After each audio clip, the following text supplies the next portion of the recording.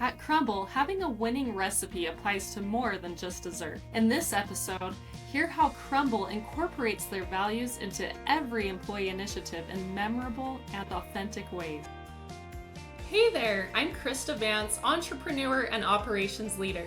And I'm Matt Vance, award-winning author and social innovation researcher. We're your hosts of the Culture Profit Podcast. Your place for purposeful company culture strategy. Learn from HR pros, executives, and thought leaders how to prioritize profits by prioritizing people.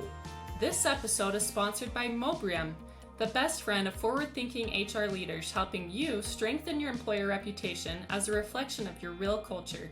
Learn more at mobrium.com. What did we do before Crumbl? Founded in 2017 and now with over 1,000 locations nationwide, Crumbl is one of the most successful and sweet franchise businesses the world has ever seen. We know those delicious cookies don't make themselves. Today, we're joined by Josh Olofson, VP of Employee Experience, for a conversation about Crumbl's winning company culture recipe. Thanks, Josh, for joining us today. Absolutely. I'm excited to be here. Thanks for having me, guys. Yeah, we're super excited as well. And we want to tell our listeners a little bit more about you and how you got to Crumbl.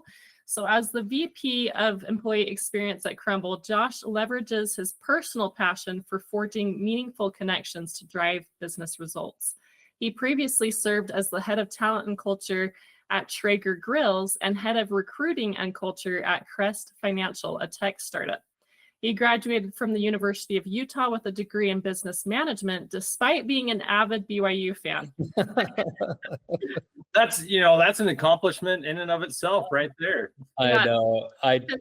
U of U, BYU, they're big rivals, but Utah State really doesn't like BYU. Crumbl started, so that's why I'm wearing a Utah State. You just lost 75% of the audience with that statement, by the way. So okay, we'll just edit that. No. But yeah, and I wanted to hear a little bit more. So talking earlier, you love food, you love cooking, and that's what led you to Traeger, and now Crumbl also has that part of it. Yeah. So tell us a little bit about what led you to love cooking. Yeah. So I grew up, my mom immigrated from Peru when she was a teenager. Wow. And she is a fantastic cook, like can make any type of food, and it's the best you've ever had type of cook. And so growing up, I just grew up for, a passion for good food, and just really watched her and learned from her growing up and seeing what she did in the kitchen. And so I just kind of fell into the passion of cooking my own food and trying to make delicious meals on my own. And yeah, as you mentioned, it just, as I was looking into what do I want to do with my career? What do I want to, what's going to drive me? And I just thought about a lot of my passions and what are my passions in life. And one of them is food. And so it was just a great, easy segue or pathway to follow my passion into what I do for work. So that's what led me to Traeger and now to Crumbl. Yeah, so cool. And so we're going to put you on the spot. We want to know what your favorite Crumbl cookie is of all the flavors that they put out. Oh man. That's such a hard question. So I will tell you, I was actually a huge fan, and I'm not just saying this for the podcast. Like I was a huge fan of Crumbl before I even started there. While we were at Traeger, we would do fun health challenges. And so I was the last year we did the health challenge with that, I was at Traeger. I was really into it and I was doing really good and eating clean every day of the week, except I would have a cheat night on Saturday night, and I would go and hot tub with friends, and I would break my healthy eating with a box of Crumbl for that week. Oh, okay. So I was a huge Crumbl fan before I even got there, and one of the cookies they had that made me a huge fan of theirs was their peach cobbler that they had. They were cookies in a tin, so it was more like a pie. So the peach cobbler was an all-timer. I beg them to bring it back as much as I can, but apparently it's operationally difficult for our stores. So that was one of my favorite ones. Now of the new dessert offerings that we have come out with last year, our cinnamon squares. If you haven't had our cinnamon squares, oh my gosh. Okay. I can't even explain what they are. They're so good. They're so good. Oh, thanks for the tips. Yes. We love food too. We may not be as good of a cook as you, but we love food. And so yeah, we always like the recommendations. Yes. Yeah. Check out the new desserts that Crumbl's rolling out. Is just, they're mind-boggling good. They're so good. Oh, okay. Yeah, That is we'll amazing. have to do that. Love it. Okay, well, so thank you for sharing about your passions and how it's part of your job. And we'd love to hear more about why it's important for company values to inform how you approach employee experience initiatives. Yeah, I mean, I think I would say that a quote comes to mind from Simon Sinek in his book Why, which is, people don't buy what you do, they buy why you do it.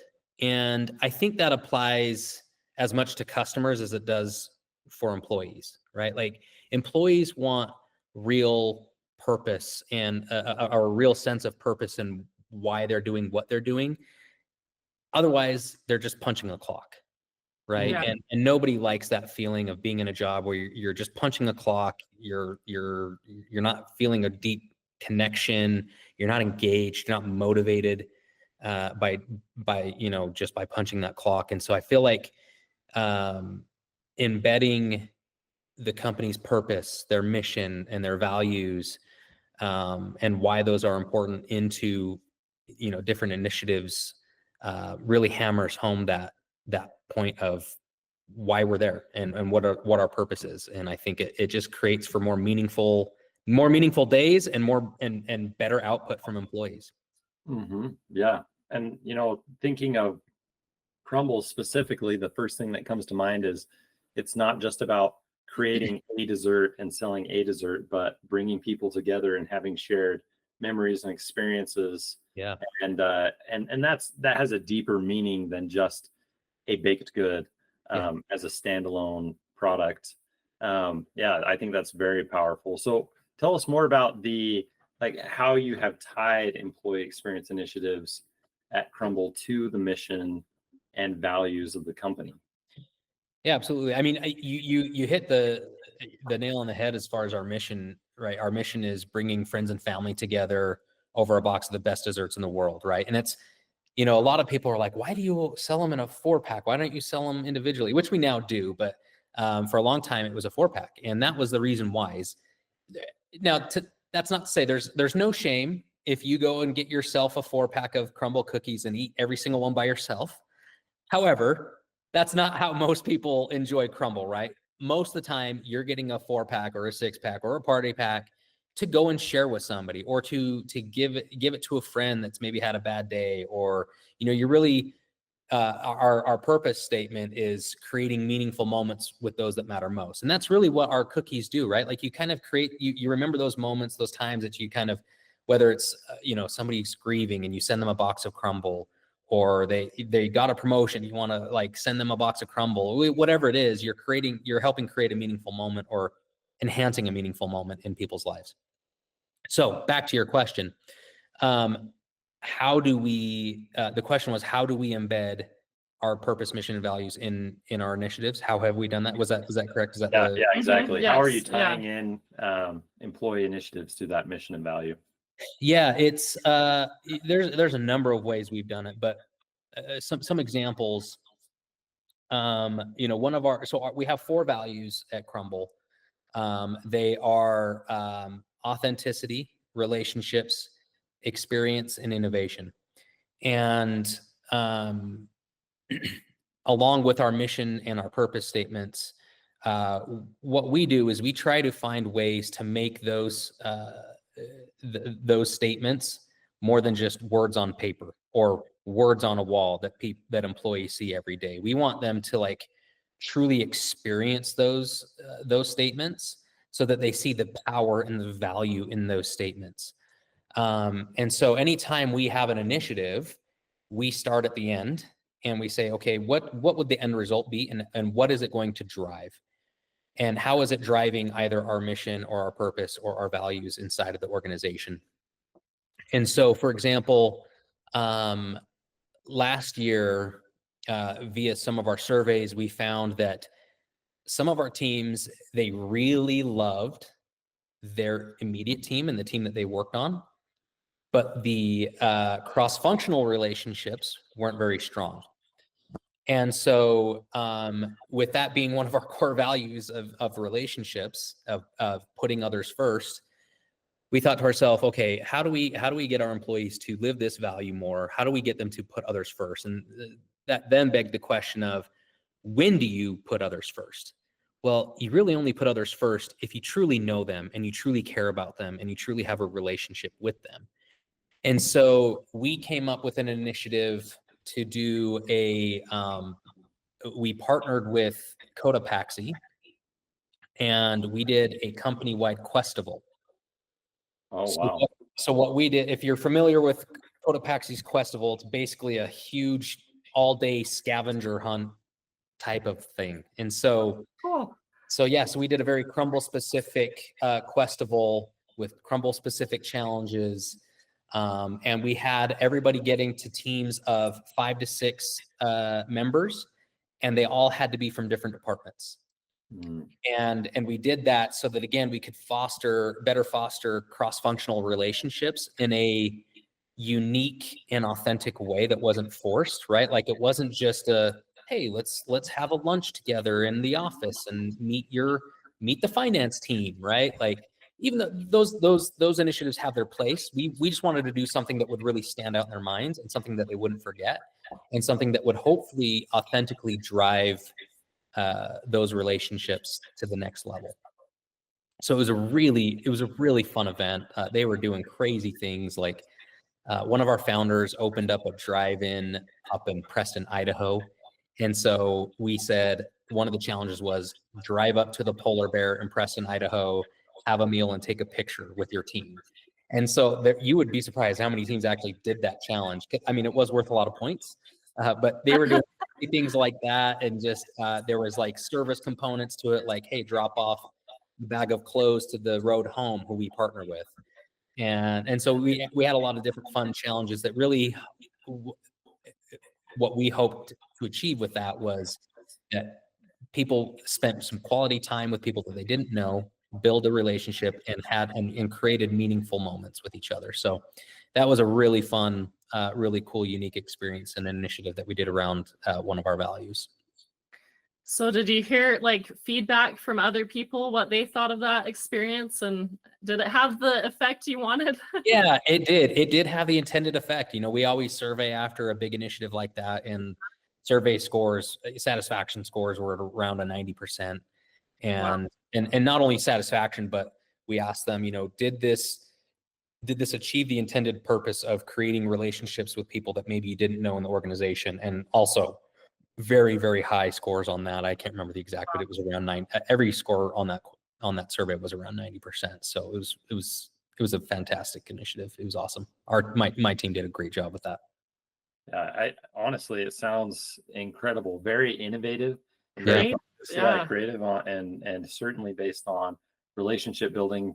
To me, that feels like it really hits on the core of what Crumbl stands for and those values that you outlined. And I think you recognize that you and your team are keepers of the culture, in the sense that you have that responsibility and opportunity to receive feedback from all of the staff, all of the team members, and then essentially diagnose ways to improve relationships and improve the experience. And what you did, it really sounds like it does that. It fostered strengthening of relationships in a really fun and authentic way that would certainly be memorable. I think that's incredible.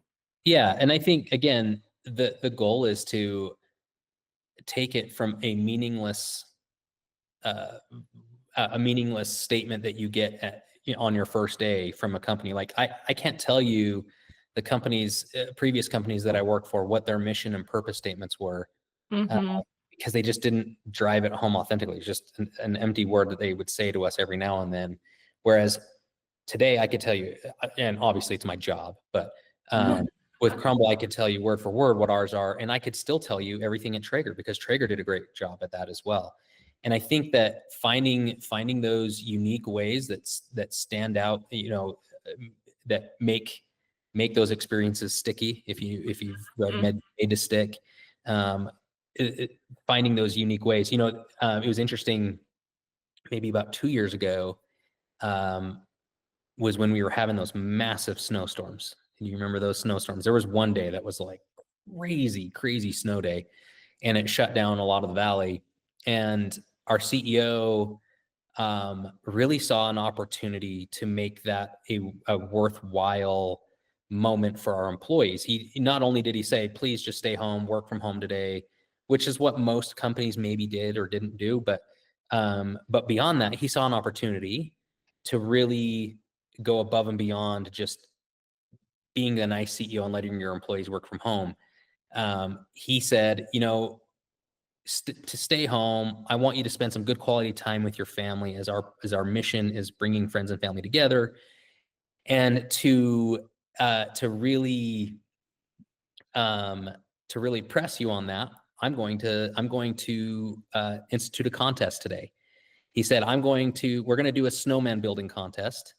You're going to if you build a snowman with your family, you take pictures with you and your family building a snowman, and the best snowman the person to build the best snowman with their family gets like $2,000 or something like that. It was like a crazy prize. And so you wouldn't believe, like, everyone, just the flood of snowman pictures and the unique things that people did that came in.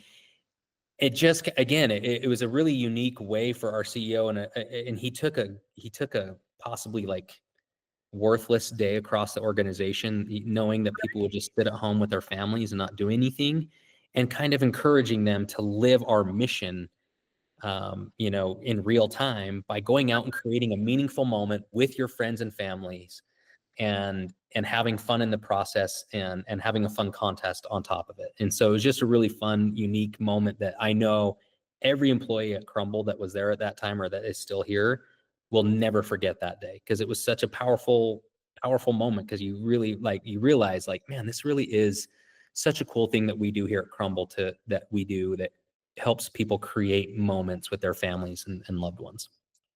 Yeah, and what I love about that is most people, their personal life, their families, that's what comes first before work, and it was, you guys were asking them to be authentic as well, and to enjoy that time with their families, and to share what they're all about, what their families are like, and yeah, I think that's so authentic. It doesn't get more genuine than that. No, it's, and it does start from the top down, right? Like, if you have a great leader that understands that, it makes those of us in the HR world, it makes our job so much easier. Mm-hmm. Yeah, totally. I think that's incredible. What a way to seize the moment in an authentic way. Smart. So tell us, Josh, about one other element that's happened at Crumbl. Tell us about the hackathon. Oh yeah. So we we try to do a quarterly, like, large initiative around each of our values, since we have 4. So we try to do an initiative around each value every quarter, on a larger scale. And one of our values is innovation. And so we were thinking, okay, how can we create an initiative that is something out of the norm, that is something that we can have employees, get into different teams that maybe they're not typically working in, and have a moment where they really see the value in our value of innovation, right? Like, how do they live that value? And so we came up with a hackathon. I know that's not unique out there in the HR world. I know a lot of companies do it. And so we wanted to do a company-wide Crumbl hackathon. And so the challenge was to come up with an idea that would improve same-store sales across the nation in our 1,000 locations that we have, 1,000+ locations, come up with a unique idea that would improve same-store sales. And you could only get into teams. Again, like we're trying to foster different relationships. You could get into teams of 4 to 6 people, and they had to be from different departments. And so each team, we actually shut down the office for a week. We shut down work for a whole week. Wow. Allowed these teams to like really go through the whole innovative process of ideation and testing and results. And so it was a really cool experience. And then we had everybody, we came back the next week, and every team pitched their idea in like a Shark Tank format with our executive team. And so every team went out there and we actually, we took this serious. We even like sequestered every group in a room until they went and presented Holy cow. so that they couldn't like tweak their ideas or add to their ideas after hearing other teams' ideas. So we took it pretty seriously. And so, yeah, we had a ton of different teams pitch different ideas, amazing ideas. My team, we came up with kind of like a B2B subscription solution. And yeah, it was interesting. So they picked of all, I think we had about 20 or so teams. Oh, no, actually maybe 25. We had about 25 teams. And a lot of the pitches were so good. We initially said that there was only going to be one winner, and the winning team was going to get, each team member was going to get an all expenses paid trip to Hawaii for 2 people for a whole week. Whoa. So that's why everyone was so into this. Everyone just really dove in and put their heads together. And so initially we said there would be one winning team, but then the pitches were so good that we did keep the one team that won that prize, but then we picked 3 or 4. We picked 3 other. They called him our CEO Jason. He's so funny. He called them the non-winner winners. He picked 3 other teams that we were still going to move forward with their initiatives, and we had consolation prizes for those groups as well. So it was really cool. Cool, fun experience. And my team was one of the non-winner winners, and I'll tell you, it was a key learning there because it's not the best look to win your own prize or to win your own contest, I should say. Yeah. Yeah, that didn't go over too great. So that was a key lesson learned there, to not enter your own contest. But it was such a good idea. It was a great idea. I still stand. Lead by example. I definitely see that involved. there. But That's great. Yeah, totally get that. Yeah. But I think that's really cool how you essentially invited everyone from every different department, gave them permission to be creative and think innovatively about what could impact the entire organization. I think that's incredible. Yeah, and one clear similarity between all of these initiatives is you got to have some good incentives. Yeah. Yeah, gotta have some good incentives. Make it fun. We love a good contest at Crumbl, and we're very competitive, and so we like to kind of add that element to a lot of our initiatives and have fun with it. Well, I'm sure these ideas are probably already getting our listeners' wheels turning, but do you have any final advice that you'd like to give anyone who's looking to implement initiatives that reflect their mission and values? Yeah, man, that's a hard one. I would say first, make certain that your mission, purpose, and values make sense for your organization. So maybe doing some research into, how is that landing with the employees, and making sure they're the right things for your organization. I think there are many organizations out there that create it when they first start and then don't think about it years down the road when maybe the organization has completely changed. Yeah. So I would say, maybe do an audit first and make sure that you have culture matches what your mission and values are. And if they're not, you might not matching, discover why, and is is it the fault of the mission purpose, of the purpose, mission, and values, or is it a fault of, you know, hiring people that maybe don't really back what your mission, purpose, and values are, right? Mhm. I would say start there. I would say, secondly, the key to really, the key to a lot of this, as I mentioned before, and as you probably could see in some of the examples that I shared, is getting buy-in from senior leadership, right? Like that senior leadership group is so critical and key into stressing the importance of any initiative that you come out with, right? Like if the CEO and the executive team aren't behind it, the employees are going to feel it, and they're not going to really want to get behind it either. They're going to be like, oh, it's not important to them, it's not important to me. And so I think that's a key place to start, is making sure that you get that senior leadership buy-in. And as you heard throughout every example, like the snowman thing was all our CEO, right? The innovation thing, like that was a pretty big financial commitment for the organization to put behind. And not only from the prize standpoint, but also from shutting down basically operations for a week to do it, right? Like that's a huge commitment. And I think that really stood out to our employees. They're like, okay, they're taking this serious, you know, I better take it serious. Yeah. And so I think getting that buy-in is critical. And then from there, I'd say, like I said earlier, what I try to do is to look at the end result first and kind of work my way back from there, and make sure that that end result is hitting those key drivers or indicators that I'm trying to, or levers that I'm trying to pull. And if the end result doesn't do that, then we try to ideate something different. Yeah, that makes sense. I love that. I think honestly, I love that you mentioned start with an audit of your culture first, because you may discover some misalignments between what people say and what you're aspiring to.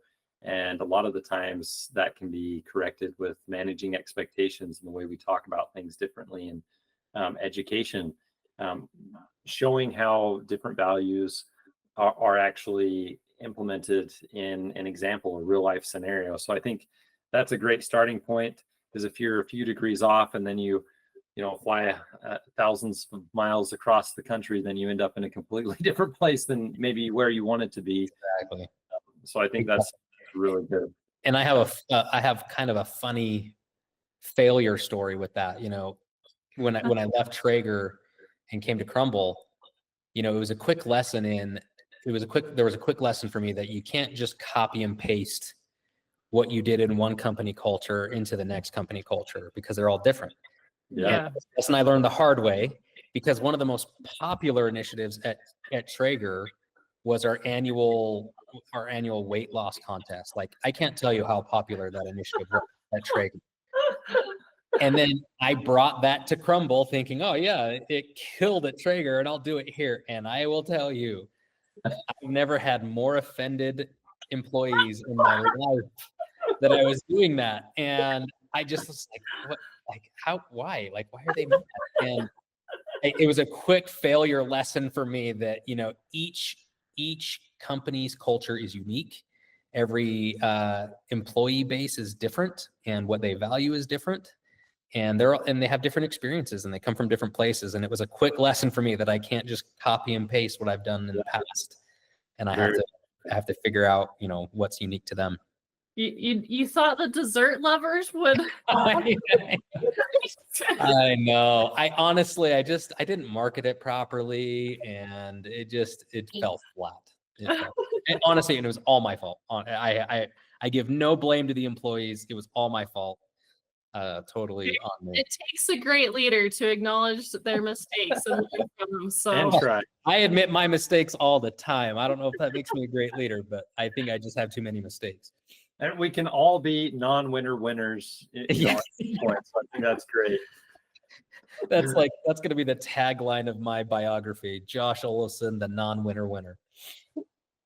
So as Matt mentioned, like, I just want to leave with those final 3 things that you said. So aligning your culture, doing an audit, keeping the end in mind, and getting that buy-in from leaders. So that's huge. So take that, run with it, be creative.